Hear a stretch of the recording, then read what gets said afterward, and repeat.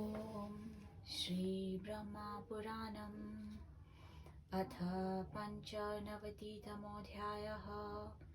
ब्रह्मोवाच शुक्रतीर्थमिति ख्यातं सर्वसिद्धिकरं नृणां सर्वपापप्रशमनं सर्वव्याधिविनाशनम्।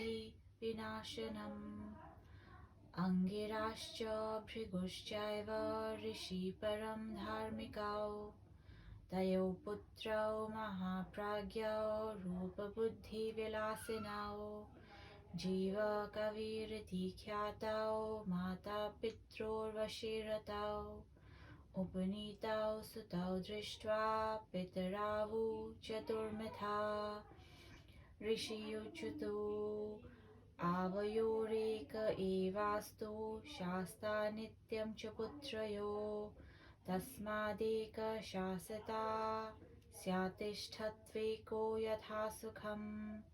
ब्रह्मोवाच एतत् श्रुत्वा ततः शीघ्रमङ्गिरा प्राह भार्गवम् अध्यापयिष्ये सदृशं सुखं तिष्ठतु भार्गव। एतत् श्रुत्वा चाङ्गिरसो वाक्यं भृगुकुलोद्वः तथेऽपि मत्वाङ्गिरसे शुक्रं तस्मै न्यवेदयत् उभावपि सुतौ नित्यमध्यापयति वै पृथक् विषम्य बुद्धया तौ बालो चिराच्छुक्रो ब्रवीदिदम्। शुक्र उवाच वैषम्येन गुरो मां त्वमध्यापयसि नित्यशः गुरुनाम्नेदमुचितं वैषम्यं पुत्रशिष्ययोः वैषम्येन च वर्तन्ते मूढा शिष्येषु देशिका नैषा विषबुद्धीनां संख्यां पापस्य विद्यते आचार्य सम्यक् ज्ञातोऽसि नमस्येऽहं पुनः पुनः गच्छेयं गुरुमन्यं वै मामनुज्ञातुमर्हसि गच्छेयं पितरं ब्रह्मन् यद्यसौ विषमो भवेत् ततो वान्यत्र गच्छामि स्वामिन् पृष्ठोऽसि गम्यते। ब्रह्मोवाच गुरुं बृहस्पतिं दृष्ट्वा अनुज्ञातस्त्वगात्तत अवाप्तविद्या पितरं गच्छेयं चेत्यचिन्तयत् तस्मात् कमनु पृच्छेयमुत्कृष्ट को गुरुर्भवेत् इति स्मरन् महाप्राज्ञं पृच्छद वृद्धगौतमम्। शुक्र उवाच को गुरु स्यान्मुनिश्रेष्ठ मम ब्रूहि गुरुर्भवेत् प्राणायामपि लोकानां यो गुरुस्तं व्रजाम्यहम्। ब्रह्मोवाच स प्राह जगतामीशं शम्भुं देवं जगद्गुरुं क्वाराधयामि गिरिशमित्युक्तः प्राह गौतमोवाच गौतं यान्तु शुचिर्भूत्वा स्तोत्रैस्तोषय शङ्करं ततस्तुष्टो जगन्नाथः स ते विद्यां प्रदास्यति। ब्रह्मोवाच गौतमस्य तु तद्वाक्यात् प्रागादगङ्गां स भार्गव स्नात्वा भूत्वा शुचि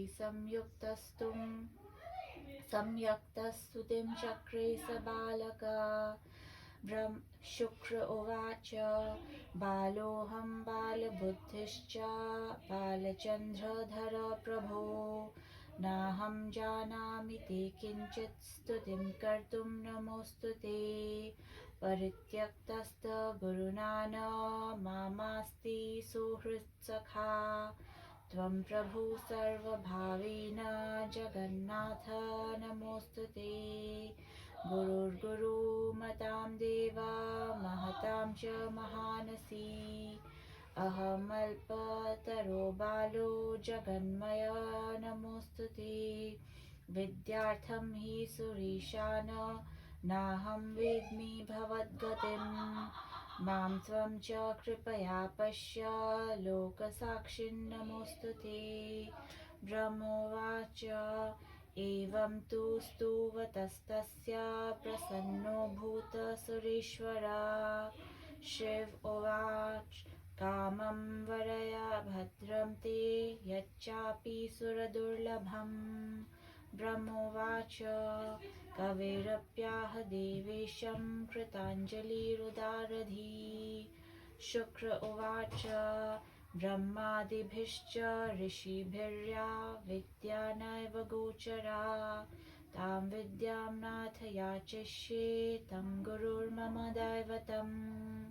ब्रह्मोवाच मृतसञ्जीवनीं विद्यामज्ञातां च दशैरपि। तां दत्तवान् सुरश्रेष्ठस्तस्मै शुक्राय याचते। इतरालौकिकी विद्या वैदिकी चान्यगोचरा। किं पुनः शङ्करी तुष्टे विचार्यं वश्यते। किं पुनः शङ्करी तुष्टे विचार्यं वशिष्यते। स तु लब्ध्वा महाविद्यां प्रायात् स्वपितरं गुरुं। दैत्यानां च गुरुश्चासीद्विद्या पूजितः कवि। तदा कदाचित्तां विद्यां कस्मिंश्चित् कारणान्तरे कचो बृहस्पतिसुतो विद्यां प्राप्त कविस्तु ताम्। कचाद् बृहस्पतिश्चापि ततो देवा पृथक् पृथक् अवापुर्महतीं विद्यां यामाहुर्मृतजीविनीम्। यत्र सा कविना प्राप्ता विद्या पूज्य महेश्वरम्। गौतम्या उत्तरे पारे शुक्रतीर्थं तदुच्यते। मृत्सञ्जीवनीतीर्थमायुरारोग्यवर्धनम्। स्नानं दानं च यत्किञ्चित् सर्वमक्षयपुण्यदम्। इति श्रीमहापुराणे आदिब्राह्मणे स्वयंभूऋषिसंवादे मृत्सञ्जीवनीतीर्थमाहात्म्य निरूपणं नाम पञ्चनवतितमोऽध्यायः। गौतमी महात्म्ये षड्विंशोऽध्यायः।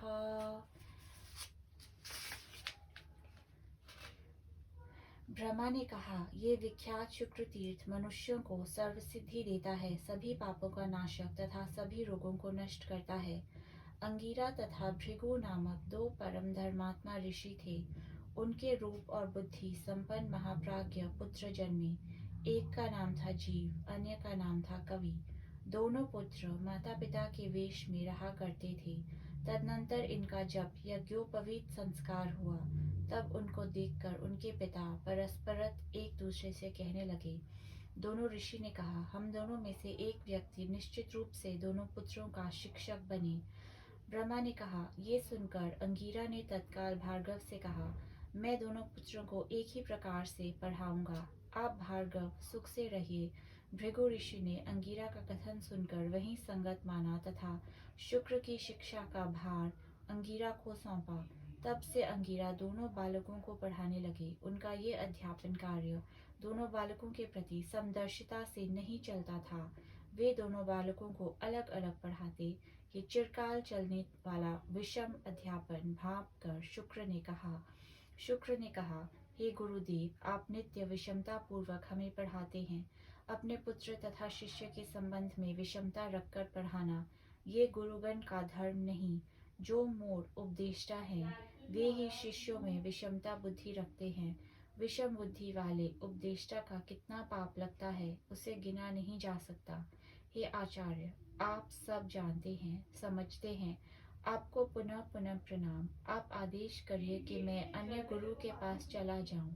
मैं अभी पिता के पास जाऊंगा। यदि वे विषम बुद्धि का आश्रय लेते हैं, तब मैं अन्यत्र कहीं जाऊंगा। आपसे कह दिया, अब मैं अपने रास्ते जाता हूँ। ब्रह्मा ने कहा। तत्पश्चात गुरु बृहस्पति से आज्ञा लेकर शुक्र चल पड़े। वे सोच रहे थे कि मैं सभी विद्या पढ़कर ही पिता के पास लौटूंगा, अतः मैं किससे पूछूं कि मेरा गुरु कौन है। इस प्रकार विचार करते करते उन्होंने महाज्ञानी वृद्ध गौतम से प्रश्न किया। शुक्र ने कहा, हे मुनि श्रेष्ठ, कौन मेरा गुरु होगा, ये आप कहिए।